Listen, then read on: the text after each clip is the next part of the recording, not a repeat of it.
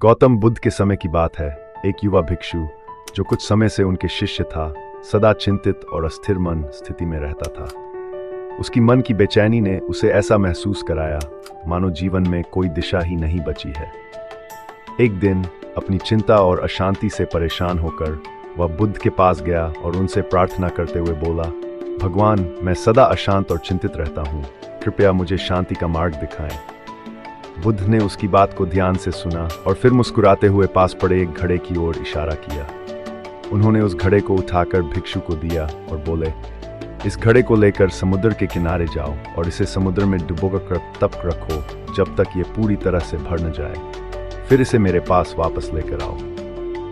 भिक्षु ने बुद्ध के आदेश का पालन करने का निश्चय किया। वह तुरंत समुद्र की ओर बढ़ गया और वहां पहुंचकर उसने घड़े को पानी में डुबो दिया। कुछ समय बाद जब उसने घड़े को बाहर निकाला तो उसने देखा कि वह खाली था। ये देखकर भिक्षु चकित हुआ। उसने सोचा कि शायद घड़ा ठीक से डूबा नहीं। उसने फिर से घड़े को पानी में डुबोया और इस बार अधिक ध्यान से इसे बाहर निकाला, लेकिन परिणाम वही रहा, घड़ा फिर भी खाली था। हर बार घड़े को पानी में डुबोने के बाद भी उसे खाली देखकर भिक्षु निराश हो गया। अंततः उसने सोचा कि बुद्ध के पास वापस जाकर उनसे इस बारे में पूछना चाहिए। वह वापस बुद्ध के पास गया और घड़ा दिखाते हुए बोला, भगवान, मैंने इसे समुद्र में कई बार डुबोया, लेकिन यह हर बार खाली ही रहा। मैं इसे कैसे भरूं?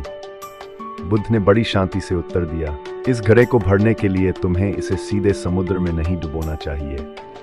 घड़ा पानी से तभी भरेगा जब तुम इसे धीरे धीरे भरोगे, बूंद बूंद कर। जैसे तुम्हारा घड़ा तभी भर सकता है जब तुम इसे सही तरीके से पानी में डालो, वैसे ही तुम्हारा मन भी तभी शांत होगा जब तुम उसे सही तरीके से सिखाओगे। उन्होंने आगे समझाया, तुम्हारी चिंता और अशांति इसलिए है क्योंकि तुम अपने मन को एक ही बार में पूर्ण रूप से शांत करने की कोशिश कर रहे हो।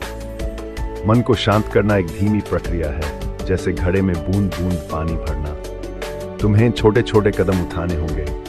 धैर्य और नियमितता से ध्यान का अभ्यास करो और धीरे धीरे तुम्हारा मन भी शांत हो जाएगा। बुद्ध के इस उपदेश ने भिक्षु के हृदय में गहरी छाप छोड़ी।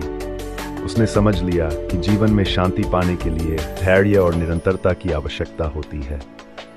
अपने लक्ष्यों को प्राप्त करने के लिए हमें छोटे छोटे कदम उठाने चाहिए और हर दिन थोड़ा थोड़ा करके प्रयास करना चाहिए।